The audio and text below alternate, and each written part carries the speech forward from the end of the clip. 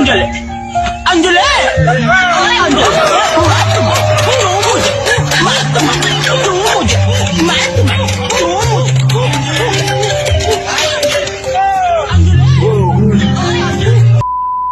তো বন্ধুরা আপনারা জানাবেন, এটা কিন্তু বিশাল ভাইরাল হচ্ছে, এটা কিন্তু এই ভিডিওটা বিশাল ভাইরাল হচ্ছে, তার জন্য আমি নিয়ে এলাম আপনাদের সামনে। আপনারা দেখতে পাচ্ছেন যে সিভিক পুলিশ মানে হঠাৎ করে কেন এরকম ট্রেনিং দেওয়া হচ্ছে সিভিক পুলিশদের। আবার আমি জানি না যে এরকম মিউজিক দিয়ে দেওয়া হয়েছে কিনা। দেখেছি একটা মিউজিক কিন্তু চলছে, যেটা কিন্তু খুবই হাস্যকর একটি মিউজিক, যেটা ভাই আমি এখনো খুঁজে পাচ্ছি না যে হঠাৎ করে কী এমন হলো যে সিভিক পুলিশদের এরকম ট্রেনিং দেওয়া আছে। উপরে দেখুন লেখা রয়েছে যে ভারত পাক যুদ্ধ আসন্ন, তাই কিন্তু প্রস্তুতির তুঙ্গে। আমি এবার জানি না যে যুদ্ধও লাগে যদি ভারত পাকিস্তান, সেক্ষেত্রে পশ্চিমবঙ্গের সিভিক পুলিশরা কী করতে পারে আমাকে একটু কমেন্টে জানাবেন। যদিও সিভিক পুলিশ নয়, এরা হচ্ছে সিভিক পালিশ, এরা হচ্ছে পালিশ। তো অবশ্যই আপনারা কমেন্টে জানাবেন। মানে আমি ঠিক খুঁজে পাচ্ছি না যে মানে আর আমরা কত কী দেখবো। মানে সিভিক পুলিশ হট করে কী হলো, মানে তারা কি যুদ্ধ করতে যাবে? তারা কি যুদ্ধ করতে যাবে?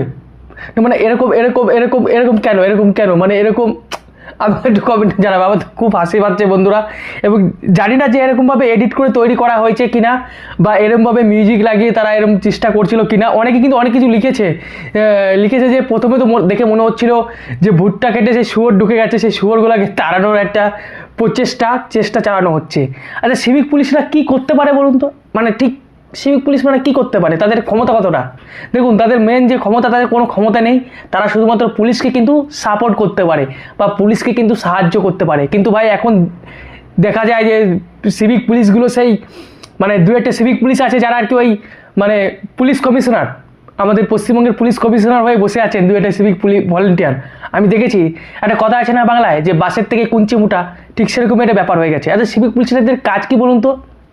এবং সিভিক পুলিশদের কাজ হচ্ছে কোথাও কি যদি ভিড় হয় সেই ভিড়টাকে সামাল দেওয়া, যাতে ভাই এই ভিড় করো না, বা মারপিট টারপিট হলে ভাই ভিড় টির করো না, মারপিট করো না। তা বলে লাঠি নিয়ে পিটানো নয়, কিন্তু লাঠি নিয়ে কিন্তু পিটানো নয়।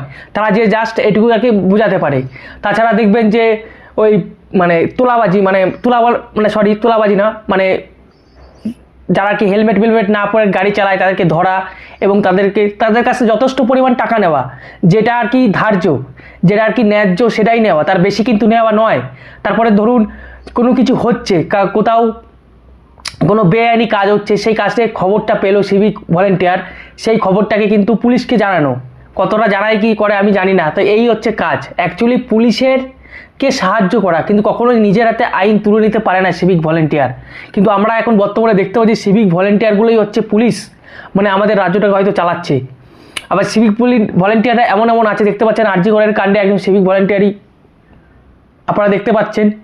তো এই সিভিক ভলেন্টিয়ারদের নিয়ে হঠাৎ করে যে রাজ্য সরকারের কী এমন হলো যে হঠাৎ করে এরকম ট্রেনিং দেওয়া হচ্ছে, কেন ট্রেনিং দেওয়া হচ্ছে? অনেকে লিখেছে যে ভারত পাকিস্তান যুদ্ধ হচ্ছে, সেই প্রস্তুতি তুঙ্গে, মানে হঠাৎ করে, মানে আমি তো ভাই হেসেই তো গড়াগড়ি দেবো। আমি এরকম নিউজ আমি নিয়ে আসছি, আপনাদের যদি ভালো লাগে অবশ্যই কমেন্টে জানান আপনাদের। এবং দেখুন সিভিক পুলিশ যখন চালু হয় তখন কিন্তু আমার 18 বছর হয়নি, তখন কিন্তু পরীক্ষা নিত না, জাস্ট একটা গ্রাম থেকে তারা বেছে নিত।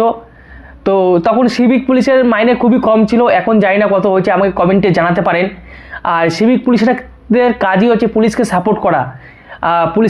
মানে ধরুন পুলিশের জল লাগবে, জল এনে দেওয়া, বা চান করার জল বইয়ে দেওয়া, এই সমস্ত কাজ করা।